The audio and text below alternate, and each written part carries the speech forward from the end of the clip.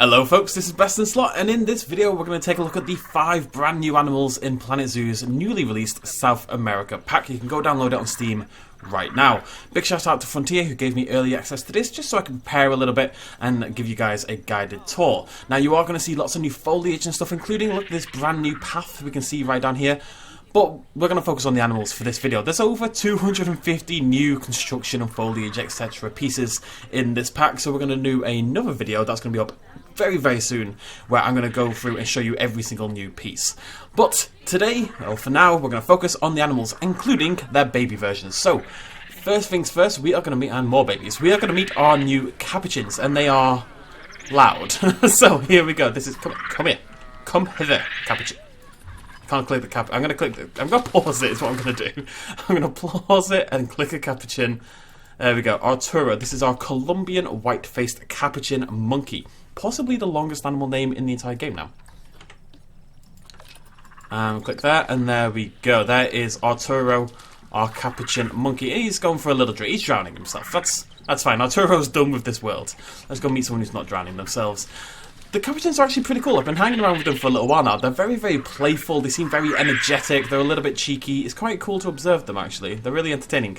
And you can have tons of them. I have quite a full exhibit of them right here, as you can see. And yet you can have many more than this, and it will not be a problem. They really are happy. Oopsie daisy, I'm inside the world. They really are happy in big crowds. It's really cool. Let's get up nice and close. There you go. You get a good look at our little Capuchin there. It is basically precisely what you'd expect. You have seen these animals before, but we're here to observe their behaviours and I just want to help you guys decide whether the pack is for you, basically. So we get a nice up close look at the animals and we get a nice up close look at the decos. I love how they drink. They kind of like put their hands onto the edge of the little water bowl and lean over and nyam, nyam, nyam. That's the exact noise they make.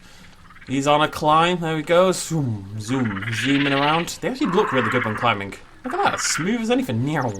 Can he do it? Can he keep going out? Very talented. Her name is Pie Dad. That was my dad's nickname as well. Pie Dad. That is a little baby Capuchin right there. Hello, buddy. They look very similar to the adults. They just got a very typical baby features in that they've got big old eyes. Basically, I mean, everyone has eyes. Well, not everyone has eyes. I apologise if you don't have eyes. But the Capuchins all have eyes. The babies just happen to have big ones. And they're really cute. This is Raphael, our little juvenile, at 0.6 years old at the moment.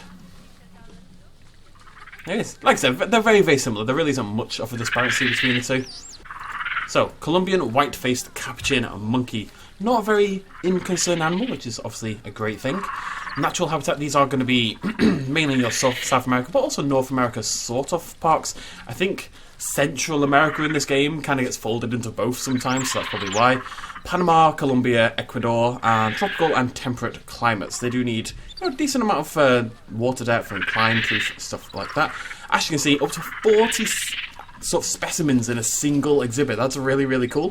13 males, 39 females. I assume there's some rigorous science behind that to determine the proper amounts. There's our research status with some fun facts and stuff. And actually, the interspecies bonus includes the giant Anteater. Very cool. I'm going to put those together in a really nice exhibit. Let's move on to the llamas. And yes, we have a golden llama, because how can you have a llama exhibit without a bit of a temple? I will say, I didn't build this. This comes with the pack. So, oh, he's pooping. That's well timed. Here we have our llama, and it is just called Llama. This is Yupan Kui. And they're really cool as well. They do actually spit. I haven't observed it yet, but I do want to. At some point. Spit for me. Oh. There's a kind of weird uppityness about them, you know? They look like rabbits. Like very posh rabbits. I think it's because of the ears. And then the way they hold their heads high as they walk. Look at them. You're a cocky son of a gun, aren't you? That one's dead. It's not dead, it's sleeping, it's fine. It just sleeps very much looking like it's dead, unfortunately. Who have we got here? Oh, she gets... sorry. And this is Tamya. And there's our babies. So again, the babies are pretty similar. They look fluffier. They've got teeny tiny little tails, which is actually kind of adorable. Little tails. The ears definitely aren't as elongated.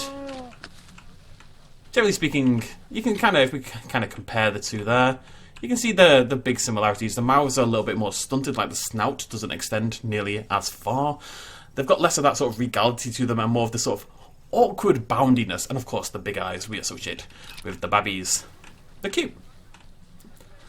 I saw some complaints. I just want to talk about this very briefly, because it's not part of this pack.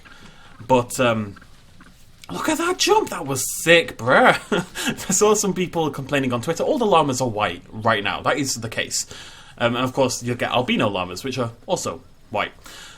Now, that is the case right now, but they are working on a coat colouring update that's going to come out down the line. So at some point, maybe we'll get brown llamas and black. Maybe we'll get a nice variety of llama. We don't have it yet, but that should be coming. Alright, guys. That should be coming sometime in the future. That is like the next big update they're working on, as far as we know. That's going to be really, really cool, and I imagine it'll be free, so keep an eye. What are you playing at, son? Keep an eye out for that. But there you go. There's a llama, a pooping baby llama, staring at the camera as it does so. Let's check them out in our Zoopedia, get you guys some information before we move on to the next animal on our list. So, llama, llama glama. Domesticated, natural habitat, South America only, Ecuador, Peru, Bolivia, Chile, Argentina, and grassland, taiga, and temperate. Nice little mix there for the llama, so probably not the best environment for them, but I wanted everything to be on theme, I guess. Species data, up to 30 again, so I really crammed my llamas in here because I just think it looks nicer. You know, they're here in a nice big old herd. And they will have these little fights where they buck off and fight for dominance soon. Who's going to control the herd? And it'll kind of, their dominance is permanently in flux. It's pretty cool. And they do spit. They do spit. Probably only when fighting. I'm watching you, buddy. Let's move on to the giant anteater. There's the new termite mound, by the way. But there is our... Let's try to find one that's sitting in the light. Let's try... Ah, there we go. Chowing down on some meat. Let's find one that isn't. There we go. There's a nice adult giant anteater. This is Yara, our female, the mother. And Yara, we're going to keep you there for a minute, love, if you don't mind. There she is. Yeah, she looks so happy. Nice bright eyes. She's beautiful. The patterning and just... It's very smooth. It's very, very well patterned. You know, this kind of white fading into grey, fading into the black and fading into the brown, and this sort of swathe of black cut into with the white pattern. It's a very nice pattern, despite using very dull colours. It's quite striking. Yes, quite striking. Those long claws for digging up termites and such. And then the floof at the back end is serious floof. And what I really like about it, to kind of try to represent the anteater, it's quite skinny. You know, it's long, it flows downwards really dramatically, and it's long to the left. But, as you can see from this side, it is very thin. And there it is. Just watch it. Ooh, just going to watch a ball. The tongue, ladies and gentlemen. Amazing. Isn't science amazing? Aw, I've never seen that before. Right, let's go find the baby as well. What are you up to? You alright? It does seem their feeder gives them meat. What is this? Oh, it's just ruins that I put there. Yeah, they are still getting meat. It'd be nice if maybe like insects spilled out or something, but it's understandable. Let's get a close look at the baby. So I accidentally saved a screenshot again. Big, beautiful eyes. This is a small version of... I don't really know what else to add to that. It's a small version of the adults. It's super cute, don't get me wrong. Even when eating the meat, which I think you can kind of pretend is, you know, a big stack of insects, the tongue darts out and laps up and darts out and laps up. Habitat bedding extra large leaves. Not only do we... Oh, he's having a snooze. Oh my god, and the tail folds over. Look at that. It folds into a little protective ball almost. Very cute. Moving on then, let's take a look at the final of the habitat animals. That's the Jaguar. Here we go. Love these, by the way. Again, I'll show you all this in another video, but big stone heads. Very cool. And there's our Jaguar right there. This is Yaretsi, our mother. And she's taking the opportunity to rotate magically and then have a little snooze. I mean, who doesn't love a good rotate and then snooze? It's the cornerstone of her healthy education or some... God knows what I'm on about. Oh, no. Yaretsi, you're not doing much to sell this for us, are you? Come on, girl, you can do better than this. She's super cute, though. Give her that. There we go. Come on. I think we all know the climbing's a little bit janky on Planet Zoo. It hasn't really got there yet. I can imagine it is incredibly difficult to animate, so in the circumstances, it's understandable. It's definitely not perfect. But she is, aren't you? You're a cutie. And he's on the way. That's Papa. What's Papa called? Papa? No. Nachuhatl. I forgot, by the way. I'll just do this very quickly. My apologies. We didn't check out the giant anteater over here. And we should do just that. So, there we go. Vulnerable status, unfortunately. I'm not going to even touch the Latin name for that one. Natural habitat, loads of different regions in South America. And again, it says North America, but it's really more sort of Central America more than anything else. There isn't a Central America designation in the game. Only 2 for this one, so when the baby grows up, it is going to have to get got. It does seem the weight is actually the same on both, and the size, so maybe I just happen to have a smaller female than male. They mature quite quickly, and they're sexually active until death. Fair play. I approve. And of course, Bear Sapien, Colombian white-faced Capuchin. That's going to be a really nice multi-species habitat. Very excited to see that in play. For a second there, I closed it off and I saw a Jaguar, and I was like, I don't think that's a multi-species habitat. There's our Jaguar. Now, I'm sure the baby is realistic, don't get me wrong, but there is something about it that I don't totally adore. I think it's something about the eyes. I can't quite get over it. It just looks like an old man in there, you know? It looks very old to me. It's still cute, but there's something about the face that turns me off a little bit. Oh, but that was cute. Okay. Aww. You persuaded me, little Jaguar. You're luring me over to the spotted side. Professional YouTubing. Right, population near threatened. Jaguar's still doing okay. Doesn't mean we can get cocky though, because this is how animals go from not threatened or near threatened to threatened, is a lack of help and cockiness. Natural habitat, again, they're all pretty much the same. This one does reach quite a lot further into North America than a lot of the others. You can see we're right up here, sort of at the southern edge. That little tip, is that Florida? I really don't know America, but Mexico, you know, that's why it's so high up. Let's have a look. Species data. So again, up to 2. Relationship with humans, shy, promiscuous. So they like to get around, but it's not going to happen in yours. I think it's more like in the wild. The male might go find a female, and they might go find another female. He's not gonna stick around. Basically, we don't really have that because we don't have tons of them living in the wild. We have 2, but they chill together, and they'll hook up every now and again, I'm sure. And there you go. I'll leave the fun facts for you folks. I want you guys to enjoy it. I will say there's something very cool about the Jaguars. Not doing it right now, but they might. There you go, folks. Thought I'd skip forward time a little bit until I got that for you. It seems to be a very specific animation for the scratching pad, because look at it. Instead of just scratching on it, it kind of jumps up the top and then... Yeah, very cool. It's inside the stone statue, but that's okay. That's my fault for putting it there. Let's move that out of the way. I don't know what just happened. Oh, it's there. Oh, God. No, wait, no. Okay, never mind. Right, let's move on then.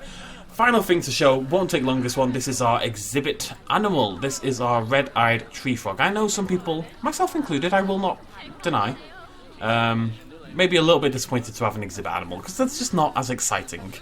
But I will say the red-eyed tree frog is, at the very least, adorable, and it looks great. It's really, really nicely modelled. I have to find one of the bloody things. There we go. Right, let's hop into Ansel. Let's sneak inside here. They are really cool. They look great. The colours are popping. You know, those big... I mean, I'm not doing the best example of showing them here. It's quite hard to do for the little guys, you know? Nearly. There we go. Look at him. Those big red eyes popping off. They look fantastic.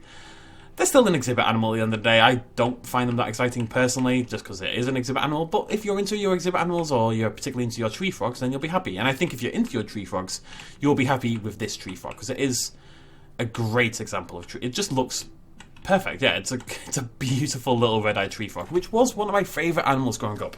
So I'm really happy to see it like this. I'm going to find one more. Oh, there, just there. In the bowels of the tree. There it is. Beautiful, right? I really do like them. As far as exhibit animals go, they're up there with my favourites. Good stuff. Right, let's check their Zoopedia. Red. There we go. Least concern again. So a lot of the animals in this aren't in that much concern. I think the large problem with the South American animals, particularly all the ones except the llama, is that deforestation is a huge problem. Now, the Amazon is still gigantic. It is absolutely phenomenally huge. But as it gets worse and worse and worse, and as more and more of them, as more and more of it's taken away, all these animals will eventually, I guarantee within a decade or two, all these animals will move up in their, cause for concern. It probably won't even take that long, just because we keep deforesting, and the animals get more and more in trouble. So even if they're not now, because we haven't done enough damage, although we've done a lot, eventually it's going to end up the same for all of them. There you go, that little, again, perfectly Central America, essentially. Mexico, Guatemala, Honduras, Nicaragua, my beloved Costa Rica, Panama, and Colombia. Tropical only, doesn't really matter for these, I guess.